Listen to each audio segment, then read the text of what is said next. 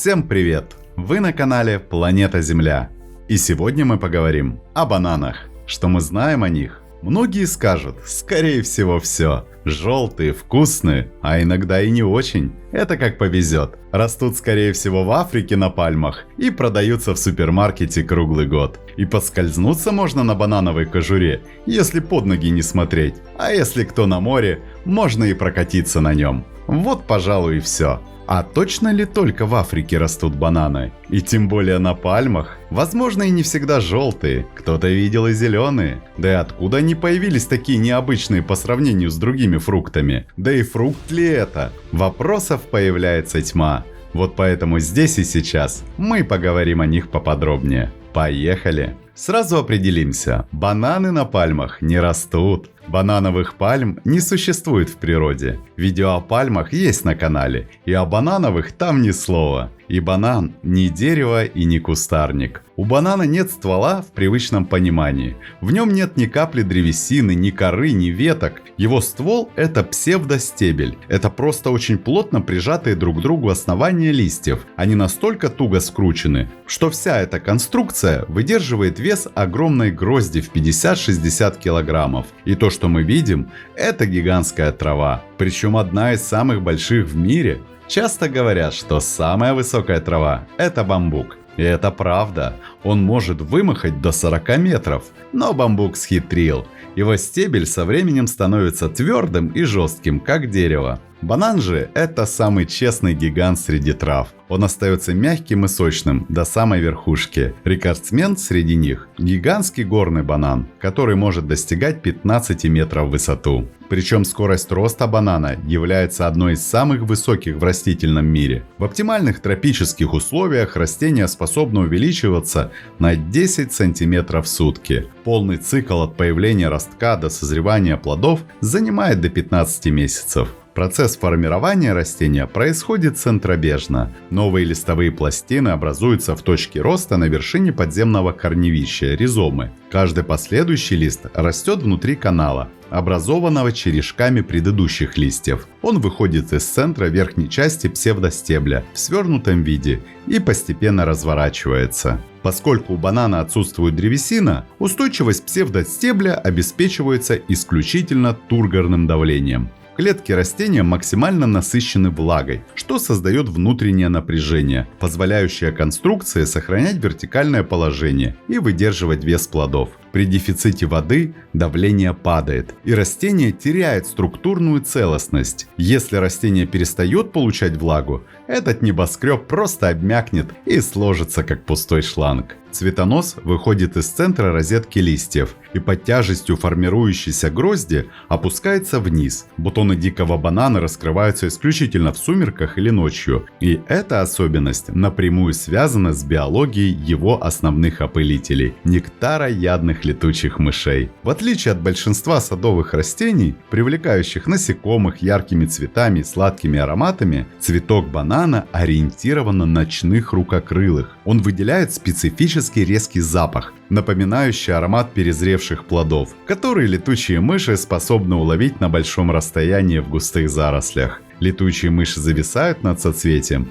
или цепляются за него, чтобы добраться до нектара. В этот момент пыльца оседает на их шерстке и переносится на следующее растение. Результатом такого опыления становится плод, который кардинально отличается от магазинного. Внутри дикого банана практически нет мягкой пульпы. Весь его объем заполнен твердыми черными семечками диаметром до 1 см. В одном плоде их может быть более 50 штук. Из-за обилия косточек такой банан фактически непригоден в пищу для человека. Современный съедобный банан появился на свет благодаря естественной генетической ошибке – мутации, которая привела к бесплодию растения. В дикой природе это означало бы гибель, но человек вовремя заметил такие экземпляры. Вместо жестких, ломающих зубы семян, внутри этих растений начала развиваться нежная сладкая мякоть. Люди стали размножать их вручную, отделяя отростки от корня. Так возникла партенокарпия – способность плода созревать без всякого опыления. С этого момента банан перестал нуждаться в летучих мышах и начнем цветение для продолжения рода.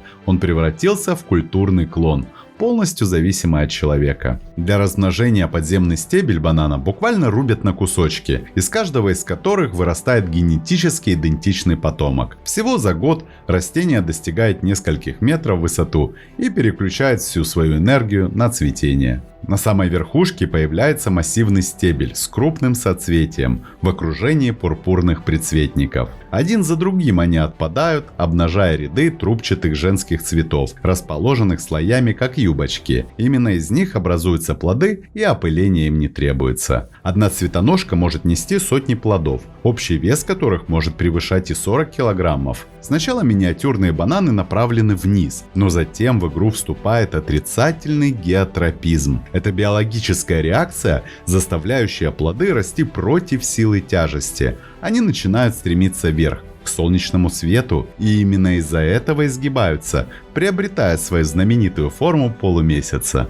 Через 3 месяца взросления плоды наконец созревают и наливаются сладостью. Хлорофилл в кожице расщепляется, открывая ярко-желтый оттенок. Банан – это монокарпическое растение. Это значит, что надземный побег плодоносит лишь однажды. Как только урожай собран, этот псевдостебель отмирает. Жизнь всего организма продолжается только под землей, за счет боковых побегов, которые уже готовятся повторить этот путь. И не забывайте, как бы мы ни называли его в быту, с точки зрения науки, вы едите ягоду. У нее мягкая кожа и сочная мякоть, а то, что в ней нет косточек, это лишь результат той самой древней мутации, которую мы научились тиражировать. И вопреки распространенному мнению, знаменитый остров Чунга-Чанга не является родиной банана. И не его родина даже Африка. Растение попало туда благодаря мадагаскарским и арабским торговцам. Генетические исследования показывают, что уже в первом тысячелетии нашей эры бананы активно выращивались в тропической части континента. Для многих африканских народов они стали базовым продуктом питания, заменив привычные злаки. И на самом деле происхождение банана связано с регионами Юго-Восточной Азии и Океании. Знакомый всем банан – древний гибрид двух диких видов, которые по-прежнему растут в Юго-Восточной Азии и приносят маленькие неаппетитные плоды с твердыми и не слишком приятными семенами. Именно здесь несколько тысяч лет назад началось его культивирование. Однако на то, чтобы этот плод стал доступен по всему миру, потребовались многие годы. Ситуация изменилась только в 15-16 веках, во время эпохи великих географических открытий. Португальцы завезли бананы на Канарские острова. Испанские миссионеры в 1516 году перевезли первые саженцы на остров Испаньола. Это ныне Гаити и Доминиканская республика. В условиях Карибского бассейна и Центральной Америки растение нашло идеальный климат, что позже привело к созданию гигантских плантаций. В Европе, например, долгое время не знали о существовании бананов из-за сложности их транспортировки. Плоды слишком быстро портились. До конца 19 века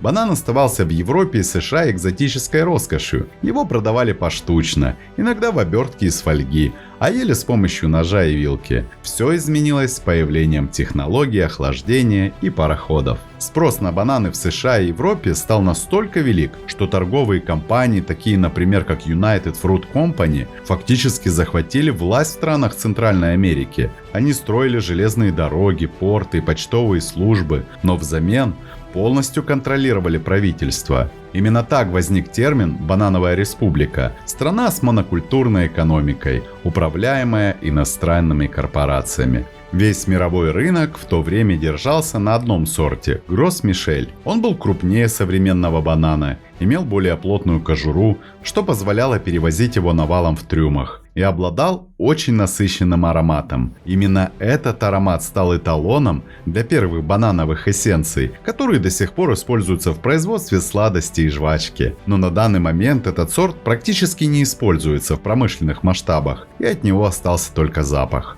Но почему? В середине 20 века сорт Гросс Мишель был практически уничтожен почвенным грибком, известным как панамская болезнь. Поскольку все бананы были генетическими клонами, у них не было иммунитета, и мировая индустрия оказалась на грани краха. Спасением стал сорт Кавендиш, который был устойчив к тому штамму грибка. Именно его мы видим на полках магазинов сегодня. Мировая торговля, которую в основном обеспечивают Эквадор, Филиппины, Центральная Америка, опирается именно на этот сорт. Зависимость от этого клонированного сорта несет с собой такие же риски. Если какой-то вредитель или заболевание сможет поразить одно растение, уязвимы окажутся и все остальные. Собственно, это уже и наблюдается. Кавендиш – одна из самых избалованных химикатами культур и сейчас находится под угрозой из-за глобального распространения смертоносного нового штамма панамского грибка. И хотя на полках супермаркетов доминирует один желтый сорт, в мире существует множество различных сортов бананов. Они различаются по цвету, размеру, вкусу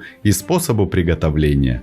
Бывают даже бананы красные и голубые. Красные бананы дака имеют темно-бордовую или пурпурную кожуру. Их мякоть более мягкая, с легким ароматом малины. В них содержится больше бета-каротина и витамина С, чем в обычных желтых сортах. А голубые бананы, блюява, также известны как бананы со вкусом мороженого. В недозрелом виде их кожура имеет серебристо-голубой оттенок. Мякоть по текстуре напоминает сливочный заварной крем с ванильным вкусом. Хотя со временем они все-таки желтеют. Вообще бананы – один из немногих плодов, которые собирают абсолютно зелеными. Это необходимо для транспортировки на огромные расстояния. Чтобы банан стал желтым и мягким, уже в стране назначения используют этилен – природный газ, который растение выделяет само. В специальных камерах газации уровень этилена повышают искусственно, пробуждая плод и заставляя его быстро созревать перед отправкой в магазины. А в Индии выращивается больше всего бананов, чем в любой другой стране. В основном они продаются на индийских же рынках. Разновидностей десятки, они различаются текстурой, сладостью и кислотностью, источают интригующие ароматы, бывают мягкие, как мороженое, и приятно твердые, пятнистые, полосатые, длинные и коротышки. А значительная часть мирового урожая приходится на плантаны или платана. Это крупные жесткие бананы с низким содержанием сахара и высоким содержанием крахмала. В сыром виде они практически несъедобны, а в странах Латинской Америки, Африки и Азии их используют как картофель. Жарят, варят, запекают или превращают в муку. Для миллиарда людей это не десерт, а основной источник углеводов. У банана в семействе есть и родственники. Это не сорта, а виды, причем из другого рода, но все-таки из семейства банановые. В Эфиопии растет растение, которое выглядит как банан, но его плоды абсолютно несъедобны. Это энцета, или ложный банан. Однако это растение спасает от голода миллионы людей. Местные жители используют его огромный псевдостебель и корневище. Их перетирают, зарывают в землю для ферментации, а затем пекут из этой массы лепешки под названием кочо. Одно такое дерево может кормить целую семью из нескольких человек целый год. Существует вид банана, который выращивают ради ткани. Это текстильный банан, абака. Из его волокон делают знаменитую манильскую пеньку. Это невероятно прочное волокно, которое долгое время не гниет в морской воде. Раньше из него делали только корабельные канаты, а сегодня и банковские купюры, включая японские иены, чайные пакетики и даже элитную одежду. В юго-западном Китае карликовый банан с непривлекательными шершавыми плодами называют золотым лотосом по красивым звездчатым цветам, которые буддисты считают священными. Из его стеблей делают вино, а свежий сок снимает похмелье. Очень удобное сочетание. Популярность банана обусловлена не только вкусом, но и уникальными химическими свойствами. Благодаря рекордному содержанию калия, бананы являются незаменимым продуктом для сердечно-сосудистой системы. Калий помогает регулировать водно-солевой баланс и поддерживать нормальное кровяное давление. Регулярное употребление этих плодов снижает риск развития гипертонии и поддерживает эластичность сосудов. В мякоти банана содержится триптофан, аминокислота, которая в организме превращается в серотонин, известный как гормон счастья. Это помогает улучшить настроение, нормализовать сон и снизить уровень тревожности. Именно поэтому банан часто рекомендуют как натуральное средство при легких формах депрессии и сезонной хандре. Бананы – один из немногих фруктов, разрешенных при гастрите и язве. Их мягкая текстура обволакивает стенки желудка, защищая их от воздействия агрессивной кислоты. Кроме того, они обладают легким антоцидным эффектом, помогая справиться с изжогой. А для спортсменов банан – лучший перекус. Сочетание быстрых и медленных углеводов дает мгновенный заряд энергии, а магний предотвращает мышечные судороги после интенсивных тренировок. И несмотря на пользу, медицина выделяет и несколько ограничений. Из-за высокого гликемического индекса перезрелые бананы могут вызвать резкий скачок сахара. Также бананы способствуют выведению жидкости, что может привести к сгущению крови. Людям с тромбофлебитом стоит употреблять их умеренно. Бананы – это, пожалуй, единственный продукт, который удостоился чести иметь собственную единицу измерения в ядерной физике. Речь идет о банановом эквиваленте. Этот термин используется, когда требуется наглядно охарактеризовать уровень радиоактивности какого-либо источника. Один банановый эквивалент равен дозе радиации, которую получает человек, съедая один средний плод. Дело в том, что в бананах содержится большое количество природного калия, в том числе и его радиоактивного изотопа – калий-40. Именно этот изотоп делает фрукт источником слабого излучения, но оно не опасно. Чтобы получить опасную дозу радиации, человеку пришлось бы съесть около 5 миллионов бананов за один присест, что скорее всего физически невозможно, даже для очень больших любителей бананов. И на самом деле, источниками небольшого количества радиации являемся мы сами, наши дома, техника и даже сама планета Земля. Человеческий организм давно адаптировался к такому естественному фону, поэтому есть бананы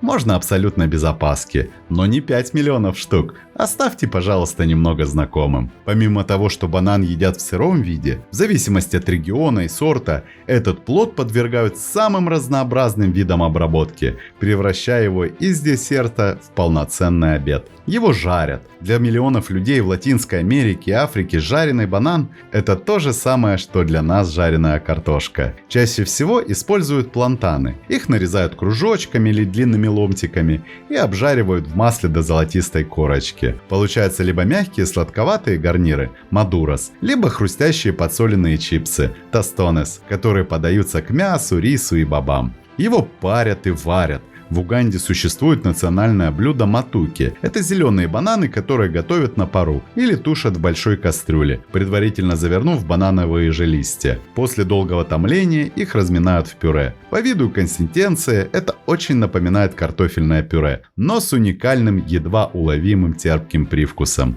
Его запекают. В Полинезии бананы запекают в земляных печах, прямо в кожуре или обернутыми в листья.